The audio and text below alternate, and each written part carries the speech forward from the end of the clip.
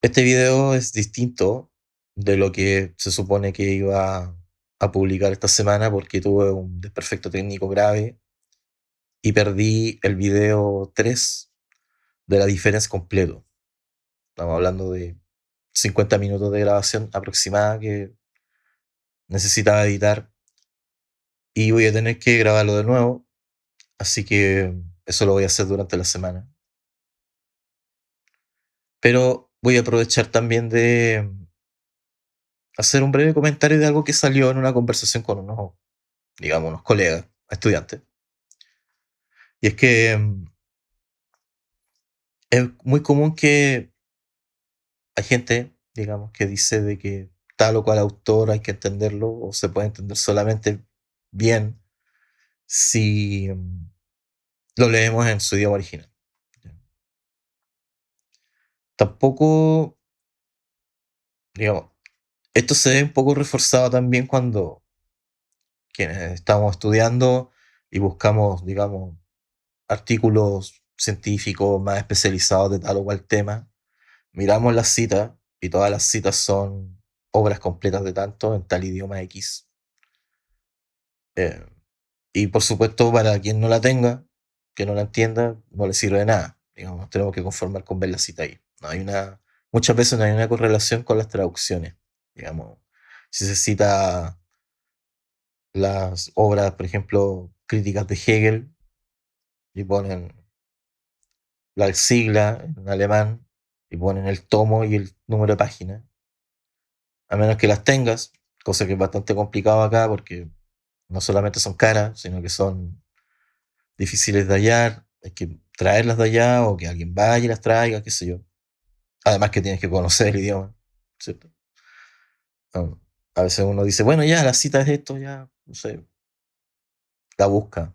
O busca una cita parecida en un texto en español,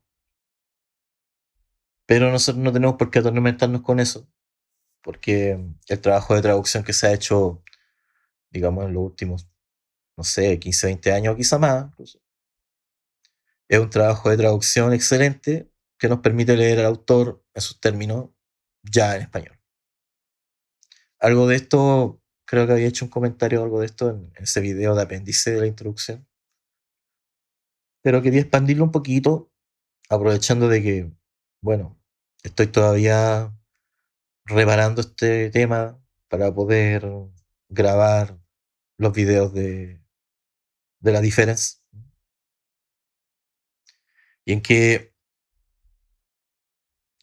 yo creo que el trabajo de traducción a veces está un poco subvalorado.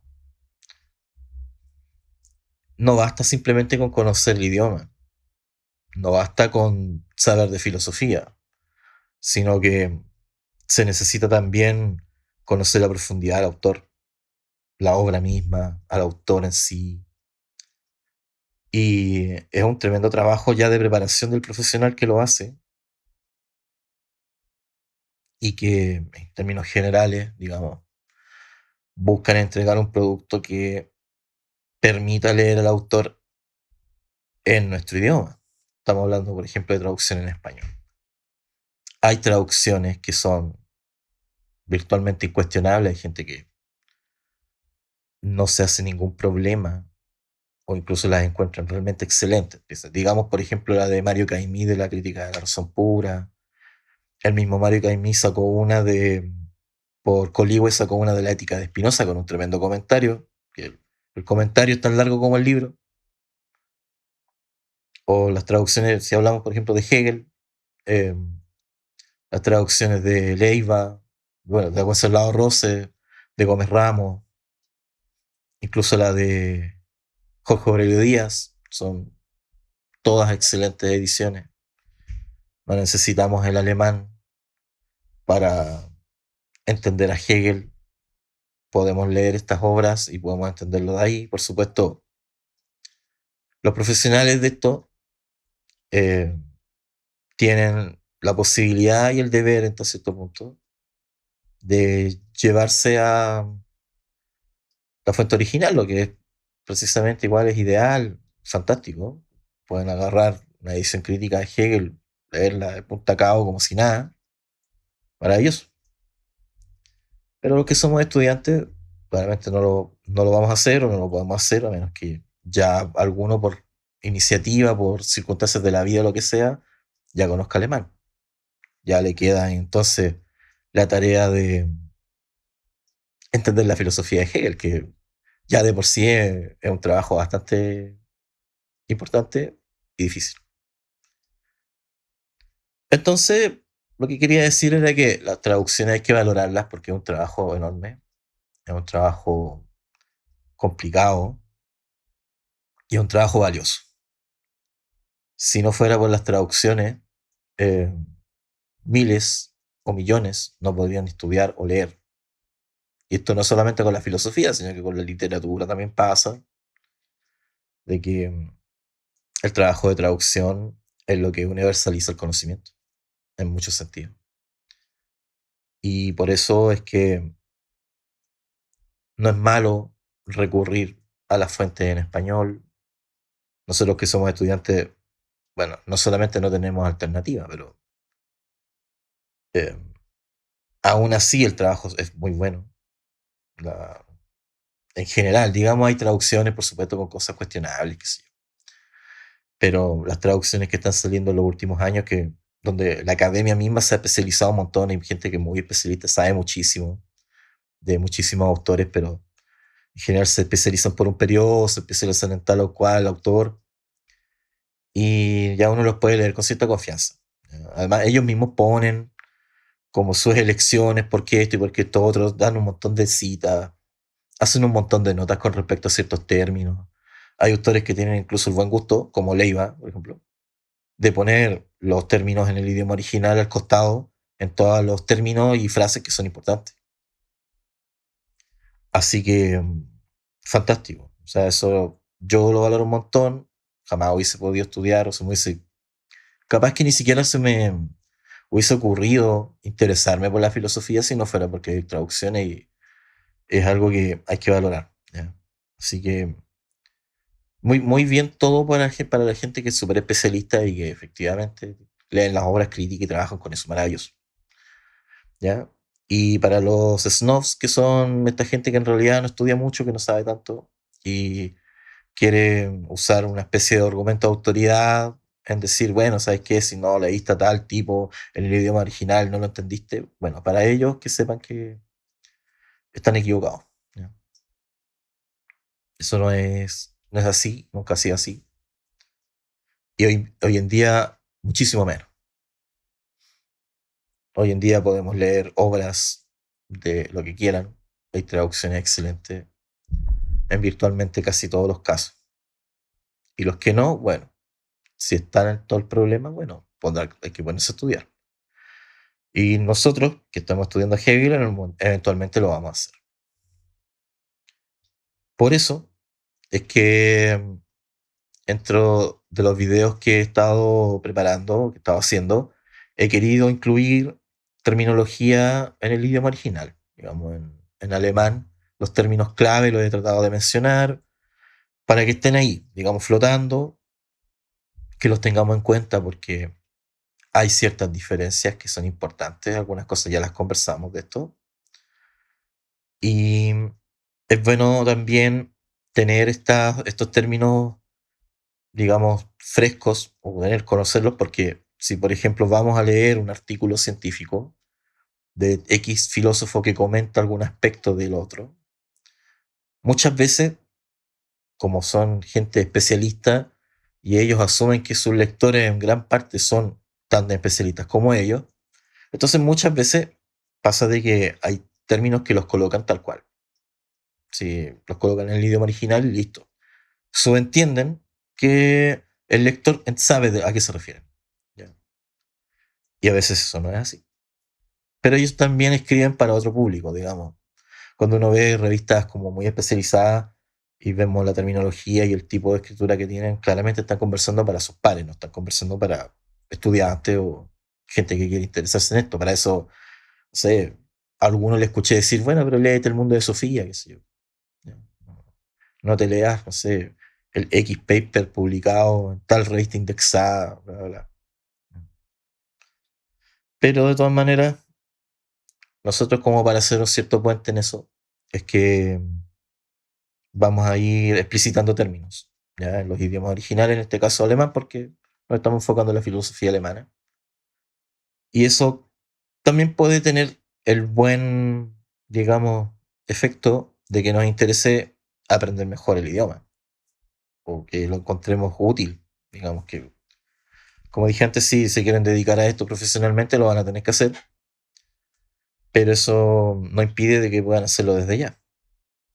No para reemplazar del todo las traducciones, digamos, sino que para tener el complemento y aprender el idioma, claro, después poder ir a la fuente original, fantástico leerlo. Y aún así, hay traducciones que tienen muchísimos elementos complementarios que son de gran ayuda.